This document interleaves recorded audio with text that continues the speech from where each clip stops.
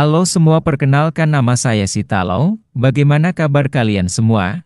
Saya doakan sehat selalu dan rizkinya dimudahkan semua. Makasih telah menyempatkan untuk menonton alur cerita yang saya buat. Don't Hang Up menceritakan tentang malam panggilan iseng dalam keadaan mabuk menjadi mimpi buruk bagi dua remaja ketika orang asing mengubah permainan mereka melawan mereka, dengan konsekuensi yang mematikan.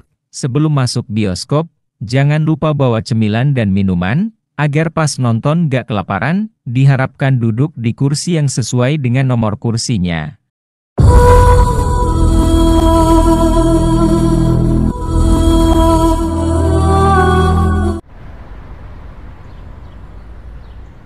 Film diawali seorang wanita sedang tidur, lalu HP-nya berbunyi di jam 3:23. Setelah diangkat, dia kaget, ditelepon oleh polisi. Polisi bilang kalau rumah dia sudah dikepung karena ada perampokan di rumahnya. Wanita pun kaget dan ketakutan karena suaminya sedang berada di luar kota, dan putrinya berada di kamar lain. Seorang ibu mana yang gak ketakutan mendengar hal itu? Polisi berusaha menenangkan si ibu agar tidak bergerak, takutnya nanti membahayakan putrinya. Dengan mengikuti kata polisi, si ibu menutup pintu dengan lemari kecil. Dan tiba-tiba terdengar suara berisik di luar kamar. Kasih sayang ibu begitu besar, si ibu berusaha mendorong lemari yang menghalang pintu, hingga HP-nya terjatuh ke bawah kasur. Si ibu sudah berusaha menjangkau HP-nya tapi tidak ketemu dan si ibu langsung pergi keluar. Sehingga si ibu melewatkan pesan dari polisi. Sebelum menutup telepon, ternyata ini hanya prank dari 4 orang pemuda.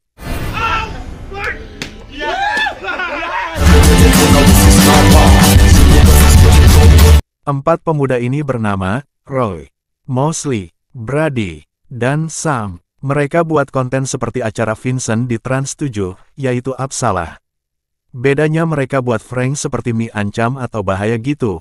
Mereka upload ke situs mereka yang admin tidak tahu namanya. Konten mereka bernama Frank Monkey 69. Akibat konten mereka barusan, membuat situs mereka naik dengan cepat dan penonton mereka menikmati semua, dan film pun baru dimulai. Lalu ada mobil van putih berhenti depan rumah putih dan orang itu mengfoto rumah itu.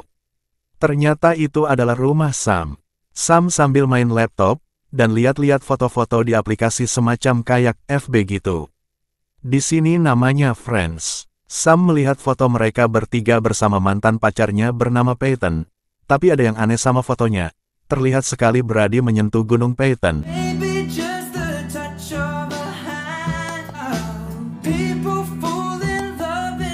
Pintu belakang ada seseorang yang masuk, lalu menuju ke tempat Sam. Ternyata Brady yang mengagetkan Sam. Seperti biasa mereka berdua selalu ada kamera di tangan dan merekam kegiatan mereka setiap hari dan waktu. Setelah Sam dan Brady melakukan prank lagi dan telepon nomor acak dengan judul anak gadis tidak perawan. Dan lanjut telepon pengantar pizza, Sam pun kaget karena yang angkat telepon Peyton. Walau sedikit cekcok, Brady tetap prank. Brady memesan pizza yang beri alamat salah mengataskan nama Larry. Lalu lanjut lagi mengacak nomor, Brady mulai prank, tapi orang ditelepon respon lain dan orangnya mengatakan kalau sekarang bukan lelucon lagi. Kalian tertawalah duduk di sofa. Sam coba untuk tutup aja lagi. Karena orang ditelepon tidak suka, sebelum ditutup Brady mengucapkan kata tidak pantas. Get here, you suck my dick! Sam kaget karena Brady mau jadi angkatan laut setelah lulus, dan memperlihatkan tato di tangan kirinya, dan tiba-tiba telepon berbunyi. Ketika diangkat mereka tertawa, yang telepon adalah orang sebelumnya. Orang itu bilang, aku memilihmu untuk ditelepon dan buat malammu lebih tenang. Jangan pernah tutup teleponnya. Tapi Brady langsung tutup dan mereka menonton. Orang itu selalu telepon.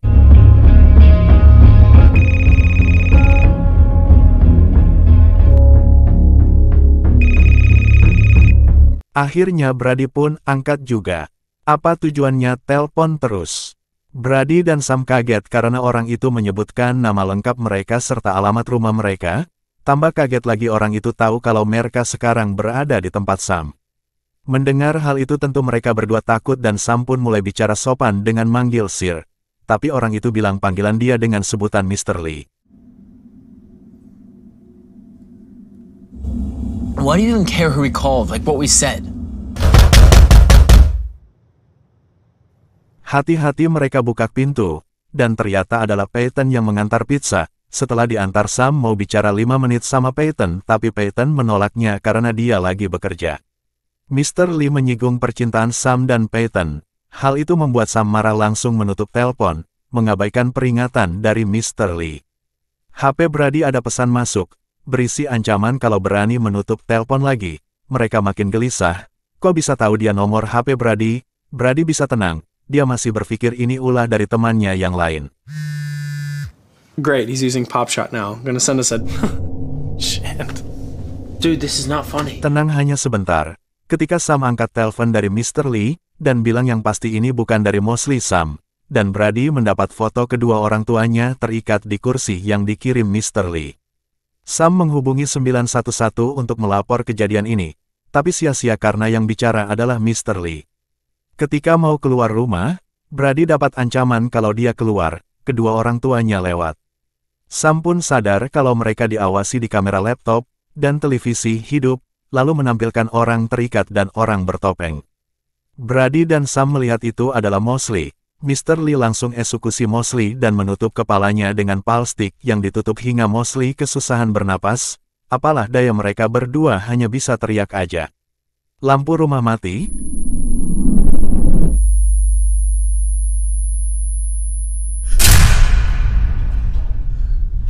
Sam pergi ke atas untuk mencari Mr. Lee. Sampai di kamar Sam sadar kalau Mosley lagi di pintu belakang. Di sisi Brady hanya diam sambil melihat kedua orang tuanya terikat. Mr. Lee berikan tawaran kalau Brady mau, nyawa dibalas nyawa untuk menyelamatkan kedua orang tuanya. Ketika Sam buka pintu belakang, dia kaget melihat Mosley sudah berlumuran darah.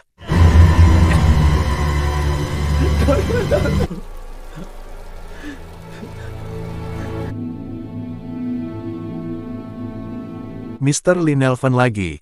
Brady langsung angkat dan bilang tidak bisa. Brady mengajak Sam pergi di sini, karena dia menukarkan nyawa Sam dengan orang tuanya. Brady memilih Sam dan mengajak dia keluar dari rumah ini. Sebelum keluar, Mr. Lee memperlihatkan video Peyton yang ditangkap oleh Mr. Lee.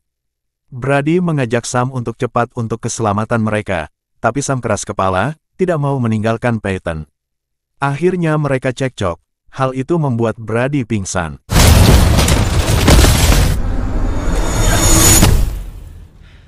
Mr. Lee menampilkan Peyton sedang terikat. Mr. Lee memberi tawaran, agar Sam membunuh Brady untuk cintanya Peyton bisa selamat. Tentu saja Sam tidak mau melakukan itu karena Brady sahabatnya. Sam pun mengikat satu tangan Brady dengan kabel T, hingga Brady sadar.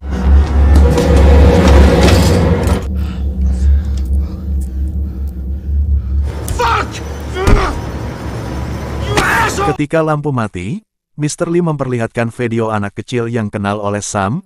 Sam langsung membuka beranda anak itu. Sam kaget karena foto mereka semua atau Frank Monkey 69 semua dan melihat video 3 Peyton. Lalu terlihatlah video Peyton sedang enak-enak sama Brady. Walau Peyton tahu ada kamera, tapi Brady berhasil meletakkan kamera kedua di tempat lain. Hal itu membuat Sam tidak percaya hal ini, dan menghajar Brady. Why? Did you record us having... Camera in the corner. Oh, get that pussy, yeah. So done! Oh, Peyton, come on! Don't you dare get up! The one that cheated on you! Mr. Lee menyuruh Sam untuk memilih lagi. Tapi Sam melepaskan ikatan Brady dan bilang kepada Mr. Lee kalau dia muak dengan omong kosong ini. Dan minta untuk melihat video Peyton dan orang tua Brady secara bersama. Hal itu membuat Mr. Lee memperlihatkan semuanya dengan rumah Brady dan penangkapan Mosley dan kematian orang tua Brady. Brady. Ketika lampu mati Sam dan Brady ingin keluar, Brady menganggap Peyton mungkin sudah lewat juga seperti kedua orang tuanya. Dia siap melindungi Sam untuk menebus dosa yang dia buat kepada Sam. Ketika mau keluar Brady mendorong Sam. Dan Brady mengunci pintu di dalam. Brady pergi ke pintu belakang. Dia melihat Mosley sedang pingsan di atas ayunan. Terus yang di pintu belakang siapa dong?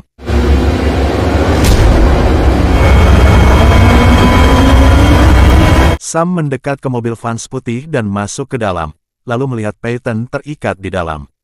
Sam menyuruh Peyton untuk lapor polisi, karena dia mau menuju ke tempat asal suara, pasti itu suara Brady.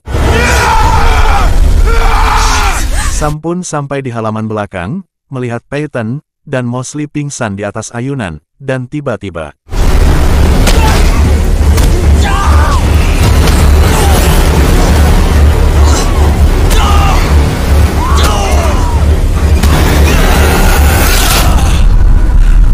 sekuat tenaga Sam berhasil menusukkan pisau ke tubuh Mr. Lee.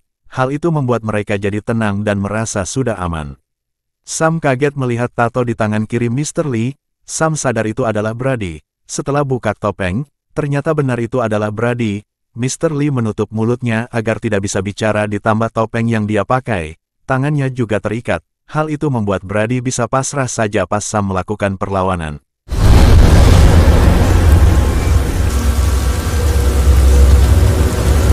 Lagi berkabung atas lewatnya Brady.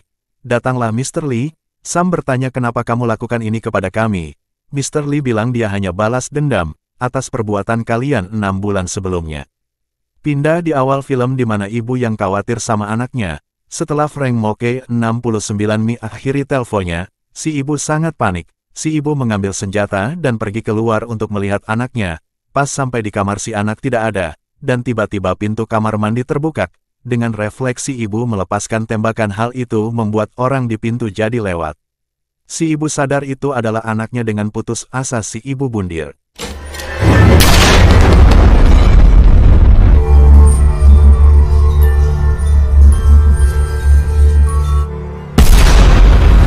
Sam pun bilang kalau dia tidak berniat untuk menyakiti sama sekali.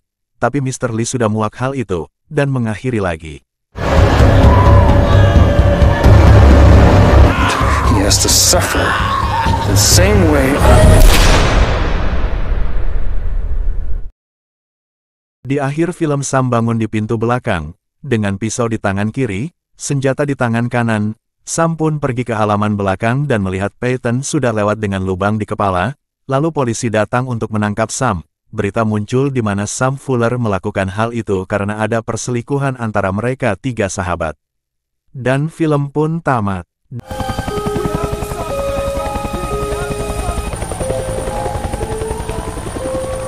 Dari film ini bisa diambil hikmahnya. Kalau karma itu pasti ada, Sam merasakan, di mana dia jadi tersangka atas kematian sahabat dan orang yang dia cinta, yang sakitnya malah Sam yang jadi pelaku utama dalam kasus ini. Begitu jugalah yang Mr. Lee rasakan. Salam perpisahan untuk kalian semua, makasih yang udah betah nonton, semoga tidurnya lebih nyenyak, pulang lai karena pintu bioskop lah tutup, lalu ke rumah lai.